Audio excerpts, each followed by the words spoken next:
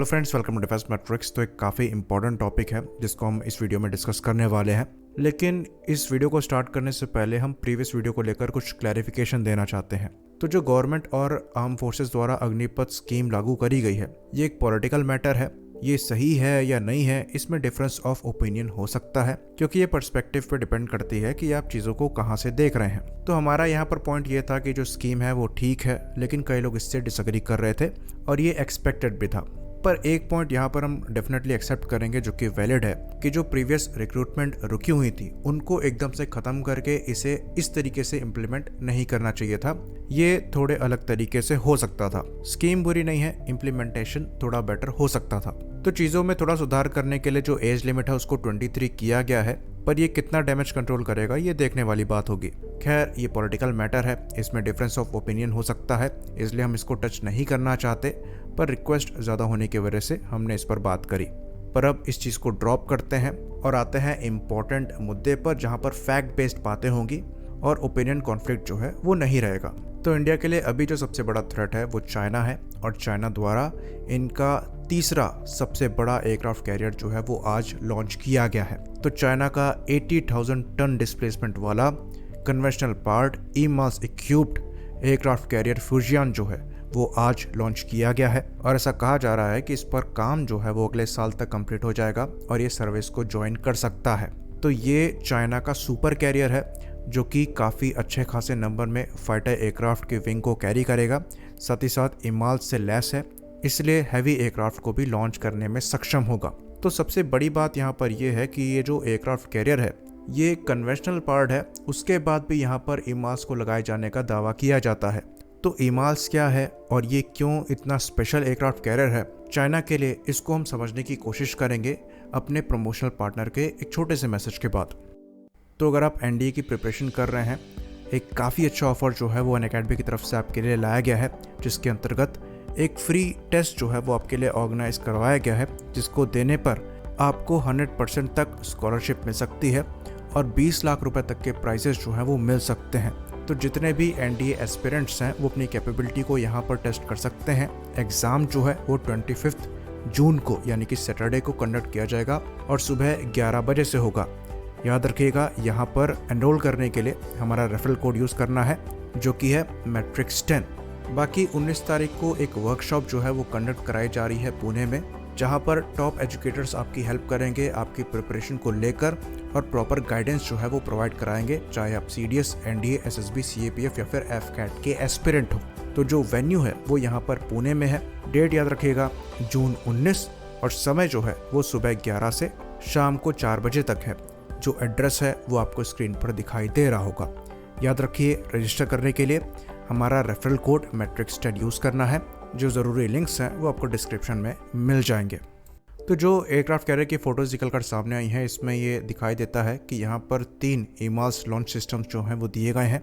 ईमास का यहाँ पर फुल फॉर्म है इलेक्ट्रोमैग्नेटिक एयरक्राफ्ट लॉन्चिंग सिस्टम। तो जो बड़े सुपर कैरियर हैवी एयरक्राफ्ट को लॉन्च करते हैं छोटे से डिस्टेंस पे, वो इन लॉन्च कैटापुल्ट को यूज़ करते हैं एयरक्राफ्ट को काफ़ी हाई स्पीड में एयरक्राफ्ट कैरियर से लॉन्च करने के लिए। तो जो पुराने निमिट्स क्लास के एयरक्राफ्ट कैरियर हैं या फिर उससे पहले के जो कैरियर्स हैं वो स्टीम कैटापुल्ट को यूज़ करते थे, जो कि काफ़ी इफेक्टिव सॉल्यूशन है। पर इमाल्स जो है वो ज़्यादा पावर्ड से एयरक्राफ्ट को लॉन्च कर सकता है और कम ड्यूरेशन में तैयार हो सकता है दोबारा लॉन्चिंग के लिए। तो इसके कई बेनिफिट्स हैं, लेकिन यहाँ पर पावर कंजम्पशन भी काफ़ी ज़्यादा है, क्योंकि काफ़ी हाई पावर चाहिए होती है स्मॉल ड्यूरेशन के लिए, सफिशिएंट इलेक्ट्रोमैग्नेटिक फील्ड को जनरेट करने के लिए, ताकि एयरक्राफ्ट को हाई स्पीड से लॉन्च किया जा सके। इसलिए इस सिस्टम को न्यूक्लियर पावर्ड एयरक्राफ्ट कैरियर में प्रेफर किया जाता है, और ये अमेरिका के जेराल्ड फोर्ड क्लास में पहली बार इंट्रोड्यूस किया गया था, जो कि खुद न्यूक्लियर पावर्ड एयरक्राफ्ट कैरियर है। तो ईमास के कई बेनिफिट हैं। पहली बात तो ये एयरक्राफ्ट को काफ़ी स्मूथली पुल करता है, तो एयरफ्रेम पे स्ट्रेस जो है वो कम लगता है। साथ ही साथ इसका वेट भी कम है, मेंटेनेंस भी कम है, जो ओवरऑल ऑपरेटिंग कॉस्ट को कम कर देती है।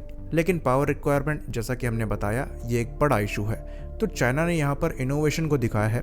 तो चाइना का जो टाइप 003 कैरियर है, जिसे फ्यूजियन कहा जा रहा है, ये कन्वेंशनल पार्ट है और यहाँ पर इंटीग्रेटेड इलेक्ट्रिक प्रोपल्शन को यूज़ किया जा रहा है, जिसकी पावर को यूटिलाइज किया जाता है ईमाल्स लॉन्चेस के लिए भी। तो यहाँ पर काफ़ी इनोवेटिव टेक्नोलॉजी को यूज़ किया गया है, जो कि एक्चुअली क्लासिफाइड है, जिसमें कहा यह जाता है कि यहाँ पर एक medium voltage direct current transmission network को डेवलप किया गया है, जो कि पुराने अल्टरनेटिंग करंट नेटवर्क को रिप्लेस करता है और यहाँ पर सफिशिएंट पावर मिल जाती है ईमाल्स लॉन्चेस के लिए। तो भले ही ये एयरक्राफ्ट कैरियर जो है वो न्यूक्लियर ना हो, पर इसमें इतना सफिशिएंट फ्यूल होगा कि ये अच्छे खासे डिस्टेंस को कवर कर सकेगा। साथ ही साथ जिस हिसाब का यहाँ पर साइज है तो कम से कम ये 50 से 60 फाइटर एयरक्राफ्ट को कैरी करने में सक्षम होगा।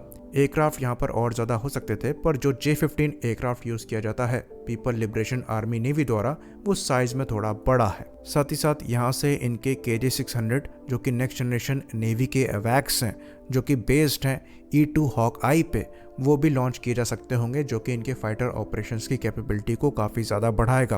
तो ये जो फुजियन क्लास का एयरक्राफ्ट कैरियर है, ये ट्रू सेंस में चाइना को प्रोवाइड कराएगा अपने एयर ऑपरेशंस को पूरी लिमिट तक यूटिलाइज करने के लिए।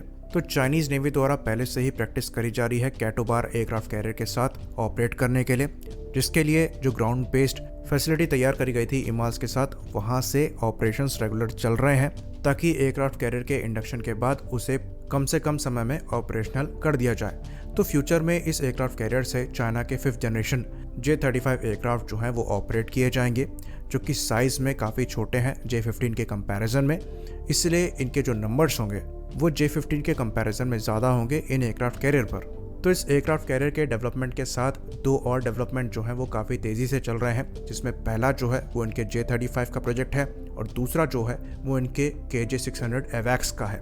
तो J-35 जो कि FC-31 पर बेस्ड है, इसमें काफ़ी बड़े चेंजेस जो हैं वो किए गए हैं डिज़ाइन वाइज भी और एवियोनिक्स वाइज भी। तो एक्चुअल कैपेबिलिटी इनकी क्या है ये भी क्लासिफाइड है, लेकिन काफ़ी हद तक ये एयरक्राफ्ट जो है वो इंस्पायर्ड लगता है F-35 से। वहीं पर KJ-600 की बात करें तो जैसा कि हमने बताया, ये अमेरिकन E-2 की कॉपी दिखाई पड़ता है, पर इसकी एक्चुअल में कैपेबिलिटी क्या है इस पर बहुत ज़्यादा इन्फॉर्मेशन नहीं है।